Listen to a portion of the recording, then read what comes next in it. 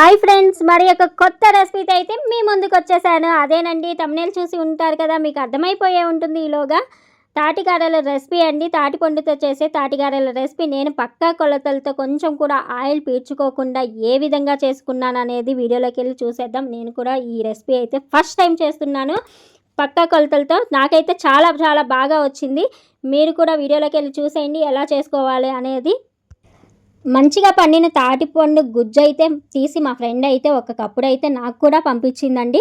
ఆ తాటి గుజ్జు ఒక కప్పుడు అయ్యింది. ఒక కప్పుడికి అరకప్పు బొంబాయి రవ్వ అయితే వేసుకోవాలి. వీడియోలో చూపించిన విధంగా అయితే వేసుకోండి.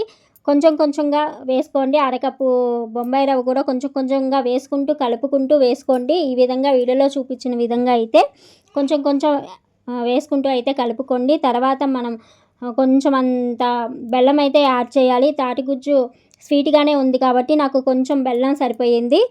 చాలామంది ఎక్కువ బెల్లం వేసుకునే చేసుకుంటారు. నేనే కొంచెం పంచదార 2 స్పూన్స్ యాడ్ చేశాను ఇక్కడ. అదేనండి, ఇలా చేసుకోండి. చాలా చాలా టేస్టీగా ఉంటుంది. చాలామంది అయితే బెల్లం యాడ్ చేస్తారు. నేను ఇందులో పంచదార యాడ్ చేసి 2 మినిట్స్ అయితే పక్కన పెట్టాను. ఈలోగా ఒక కొబ్బరి చిప్పని తీసుకొని అయితే తురుముకొని అయితే ఒక అరకప్పు కొబ్బరి మిశ్రమాన్ని అయితే వేసుకుంటూ ఉన్నాను. ఇదేనండి. తర్వాత మెయిన్ ఇంగ్రీడియంట్ ఏంటంటే, అందరూ బొంబాయి రవ్వ వేసుకున్న తర్వాత బెల్లం వేసుకొని కొబ్బరి వేసుకొని మాత్రమే చేసుకుంటారు. వరిపిండి చాలా తక్కువ మంది మాత్రమే వేసుకుంటారు. ఇలా వేసుకుంటే వరిపిండి యాడ్ చేసుకుంటే మనకి ఒక్క చుక్క ఆయిల్ కూడా పీల్చదు. మీరు ఎప్పుడైనా ట్రై చేసినప్పుడు చూడండి ఈ గారెల రెసిపీని అయితే. ఈసారి అయితే ఇలా ట్రై చేయండి. ఈ విధంగా అయితే మొత్తాన్ని అయితే కలుపుకొని పక్కన పెట్టుకున్నాను. పక్కన పెట్టుకొని 2 అవర్స్ 3 అవర్స్ అయితే నానపెట్టుకోవాలి. చూడండి, ఈ విధంగా బబుల్స్ వచ్చేలాగా పొంగింది. తాటిగార వేసుకోవటానికి వచ్చేలాగా అయితే మనము స్ప్రెడ్ అవుతుందా లేదా, గార వేయటానికి వస్తుందా లేదా అని చూసుకొని నేనైతే ఆయిల్ కవర్ ఉంటుంది కదా, దాని మీద వేసుకున్నాను. పాల కవర్ మీద అయినా వేసుకోవచ్చు. ఈ విధంగా అయితే గారెని వేసుకొని ఒకెళ్ళి అయితే ఆయిల్ హీట్ చేసుకోవాలి. ఆయిల్ హీట్ చేసుకున్నాక కొంచెం సిమ్లోనే గారెలు వేసాకైతే కాలనివ్వాలి. ఎందుకంటే సిమ్లో కాలనిస్తేనే కొంచెం మంచిగా లోపల అంతా కాలుతూ ఉంది. ఈ విధంగా అయితే కలర్ అయితే రానియాలి అని చూపిస్తున్నాను ఇక్కడ. ఈ విధంగా కలర్ వచ్చేలాగా మనం అయితే వేయించుకోవాలి.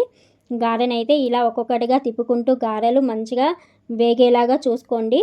ఎందుకంటే గారె మంచిగా లోపల కూడా వేగితేనే బాగుంటుంది. ఇంకొక పక్క అయితే ఈ విధంగా అన్నీ చేసి పెట్టుకుంటున్నాను. ఈ విధంగా చేసి పెట్టుకుంటూ ఒక పక్కేమో వీటిని కాలుస్తూ ఉన్నాను. ఈ విధంగా అయితే మంచి టేస్టీ కరకరలాడే క్రిస్పీ గారెలు అయితే రెడీ అయిపోయాయి.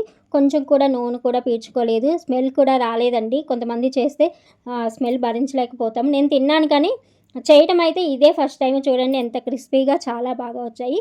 ఇది వారం పాటు నిల్వ కూడా ఉంటుంది. కానీ మా ఇంట్లో అయితే అప్పుడే అయిపోయినాయి. Thank you for watching. ధన్యవాదములు ఫ్రెండ్స్.